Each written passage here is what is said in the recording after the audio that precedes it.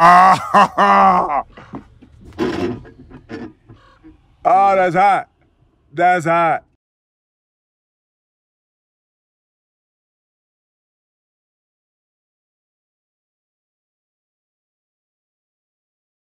Welcome ladies and gentlemen to my first video of 2019. Today I'm going to be showing you a deck based around the Koa'ki Meiru archetype, which just got a bunch of new support added to it in the latest box. So for those of you that aren't familiar with the archetype, the main aim of the deck is to get out Koa'ki Meiru Maximus using Iron Core of Koa'ki Meiru. What Koa'ki Meiru Maximus does is this card cannot be normal summoned or set. This card can only be special summoned by removing from play one Iron Core of Koa'ki Meiru from your hand. During each of your end phases, destroy this card unless you send one Core of Koa'ki Meiru or one Koa'ki Meiru monster from your hand to the graveyard. Once per turn during your main phase, you can select and destroy one card your opponent controls. So generally this card is the win condition. Once it's out on the board, you can use it to remove backline, remove your opponent's monsters, and generally just whittle down at their card until they've got nothing left, so you can just swing at them for 3000 damage. And just like all cards in the Koa'ki Meiru archetype, this card does have a high dependency on the card Iron Core of Koa'ki Meiru. What this card does is during your draw phase, if this card's in your graveyard, you can add this card to your hand instead of drawing, and or send one Koa'ki Meiru monster from your hand to the graveyard to add this to your hand. So as you can probably tell from the card text, this card doesn't actually do anything by itself, it's literally just there as an activator for all your other Koa'ki Meiru cards. This deck runs 3 other monsters, Urnight, Duel, and Sandman. What Urnight does is once per turn you can reveal one Iron Core of Koa'ki Meiru in your hand to special summon one level 4 or lower Koa'ki Meiru monster from your deck except Koa'ki Meiru Urnight. So this card has insane synergy with Duel and Sandman as it can help you cover a wide range of situations, as what Duel does is it allows you to tribute itself to negate a spell, and Sandman, similar effect, you can tribute itself to negate a trap. Each of these cards do come with a downside though. Just like all Koa'ki Meiru monsters, these cards require you to either reveal a Koa'ki Meiru monster in your hand, generally it's a specific type of card such as a rock or a beast warrior, or they require you to discard one Iron Core of Koa'ki Meiru to the graveyard, or they will be destroyed. So just make sure to keep that in mind that when you're playing these cards that you actually do have the cards in your hand required, or they'll be destroyed during the end of phase. The remainder of your deck is spell and trap cards. So the spell and trap cards I choose to run this deck is Diamond Core of Koa'ki Meiru, Reckoned Power, and Paleozoic Canadia. Diamond Core is probably the most powerful card they've added to the archetype. What this card does is it allows you to basically make your deck extremely consistent. It allows you to add one Koa'ki Meiru card from your deck to your hand, except Diamond Core of Koa'ki Meiru. This effect itself is already really powerful as it makes your deck super consistent, but it also comes with a bonus effect, that for the rest of your turn you can banish this card from your graveyard and make all the monsters you control not be able to be destroyed. So this card can essentially allow you to have 6 copies of Iron Core on your deck, since the deck is so aligned around that card that basically whenever you need it you can just use this card to search for it. Not even that, but if you don't need to search for an Iron Core, you can just search for any other Koa'ki Meiru card with it. And it comes with the upside of basically removing the downside of all Koa'ki Meiru cards where they get destroyed during the end phase, since it literally stops cards getting destroyed. Reckoned Power has the effect that you can reveal one Iron Core of Koa'ki Meiru in your hand, destroy all face down spell and trap cards your opponent controls. Fairly simple effect, but also a very powerful effect. It's like a Hate Grenade, but it destroys them instead of returning them to the hand, so you don't have to worry about them anymore. And the final card in the deck can be whatever card you want it to be. I prefer Paleozoic Canadia since that card is beyond powerful, but if you want to use Wall Disruption or Mirror Wall, whatever you like to use, Widespread Ruin, feel free. Alright guys, that's basically it for the talking part of this video. The rest of this video will just be 5 gameplays showing this deck in action. If you liked the video, make sure to leave a like, subscribe if you're new around here, comment if you've got any questions. Thank you guys for watching, and I hope to see you in the next one.